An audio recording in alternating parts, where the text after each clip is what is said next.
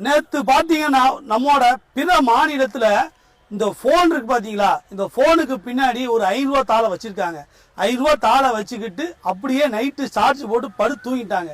இந்த mobile heat ஆனதுனால அந்த 5 ரூபா தாள்ல உள்ள ரேடியமும் அந்த ஹீட்டும் சேர்ந்து அந்த போனை வெடிச்சிருச்சு. இப்போ அவங்க ஆஸ்பத்திரியில காதுக்காண்டி ஆபரேஷன் பண்ணிக்கிட்டு இருக்காங்க. இந்த நிலைமை நம்ம யாருக்கும் வரக்கூடாது. அதனால நம்ம எல்லாருமே தயவு செய்து இந்த போனுக்கு பின்னாடி பணம் வைக்கிறத தயவு செய்து நிப்பாட்டிடுங்க.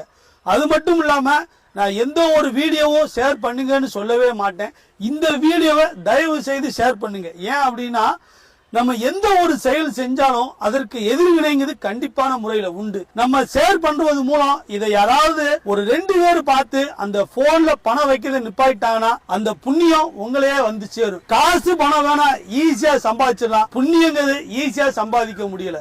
நேத்து பாத்தீங்கன்னா நம்மோட பிற மாநிலத்துல இந்த போன் இருக்கு பாத்தீங்களா, இந்த போனுக்கு பின்னாடி ஒரு 5 ரூபா தாளை வச்சிருக்காங்க. 5 ரூபா தாளை வச்சுக்கிட்டு அப்படியே நைட்டு சார்ஜ் போட்டு படுத்து தூங்கிட்டாங்க. இந்த மொபைல் ஹீட் ஆனதுனால அந்த 5 ரூபா தாள்ல உள்ள ரேடியமும் அந்த ஹீட்டும் சேர்ந்து அந்த போனை வெடிச்சிருச்சு. இப்போ அவங்க ஆஸ்பத்திரியில காதுக்காண்டி ஆபரேஷன் பண்ணிக்கிட்டு இருக்காங்க. இந்த நிலைமை நம்ம யாருக்கும் வரக்கூடாது. அதனால நம்ம எல்லாருமே தயவு செய்து இந்த போனுக்கு பின்னாடி பணம் வைக்கிறத தயவு செய்து நிப்பாட்டிடுங்க.